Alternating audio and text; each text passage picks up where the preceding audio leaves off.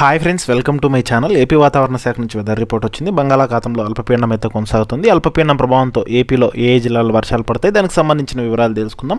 వీడియోని అయితే లాస్ట్ వరకు చూడండి. వీడియోలోని ఇన్ఫర్మేషన్ నచ్చితే ఛానల్ని సబ్స్క్రైబ్ చేసుకోండి. వీడియో యూస్ఫుల్ అనిపిస్తే మీ ఫ్రెండ్స్ అండ్ ఫ్యామిలీ మెంబర్స్కి మన వీడియోస్ని షేర్ చేసి నాకు సపోర్ట్ చేయండి. వీడియోస్ చూస్తున్నారు కానీ లైక్ చేయట్లేదు. మన ఛానల్లో డైలీ ఏపీ వెదర్ అప్డేట్స్ అయితే పోస్ట్ చేస్తుంటాను. అవన్నీ మీరు మిస్ కాకుండా ఉండాలంటే ఛానల్ని రెగ్యులర్గా అయితే ఫాలో అవ్వండి.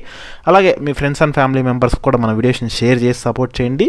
అలాగే వీడియోని అయితే హైప్ చేయండి. దాని ద్వారా వీడియోలోని ఇన్ఫర్మేషన్ ఎక్కువ మందికి తెలుస్తుంది. ఇక టాపిక్లోకి వెళ్ళిపోదాం. బంగాళాఖాతంలో అల్పపీడనం అయితే కొనసాగుతుంది. ఈ అల్పపీడనం ప్రభావంతో ఏపీలో తేలికపాటి నుంచి మోస్తరు వర్షాలు కురిసే అవకాశం ఉన్నట్లు వాతావరణ శాఖ అధికారులు అంచనా అయితే వేస్తున్నారు. ముఖ్యంగా రాయలసీమ జోన్లోని కొన్ని ప్రాంతాల్లో అక్కడక్కడ తేలికపాటి వర్షాలు అయితే పడుతున్నాయి. ఇక నేడు కూడా ఇవే పరిస్థితులు కొనసాగనున్నట్లు వాతావరణ శాఖ వెల్లడించింది. ముఖ్యంగా రాయలసీమ, దక్షిణ మధ్య కోస్తా జిల్లాల్లో అక్కడక్కడ తేలికపాటి నుంచి మోస్తరు వర్షాలు కురిసేందుకు అవకాశం ఉన్నట్లు వాతావరణ శాఖ అధికారులు హెచ్చరికలు జారీ చేశారు. ఇక పూర్తి వివరాల్లోకి వెళ్తే, దక్షిణ తీర తమిళనాడు మరియు దాని ఆనుకుని ఉన్న మన్నార్ గల్ఫ్ మీదుగా ఏర్పడిన అల్పపీడన ప్రాంతం అయితే బలహీనపడింది. అయితే అనుబంధంగా ఉపరితల ఆవర్తనం అదే ప్రాంతంలో సగటు సముద్ర మట్టానికి 0.9 కిలోమీటర్ల ఎత్తులో విస్తరించి ఉంది. ఇక ఆంధ్రప్రదేశ్ మరియు యానాంలలో దిగువటి రూపవావరణంలో ఈశాన్య మరియు తూర్పు దిశగా గాలులు వీస్తున్నాయి.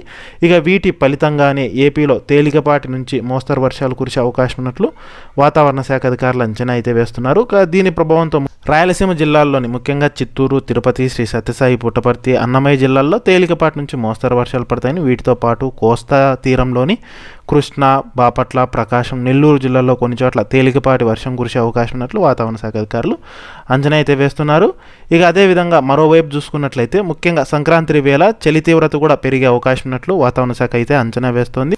ముఖ్యంగా పలుచోట్ల మేఘాలు ఆవరించే అవకాశం ఉందని, ఫలితంగా చల్లటి వాతావరణం నెలకొంటుందని వాతావరణ శాఖ అయితే పేర్కొనింది.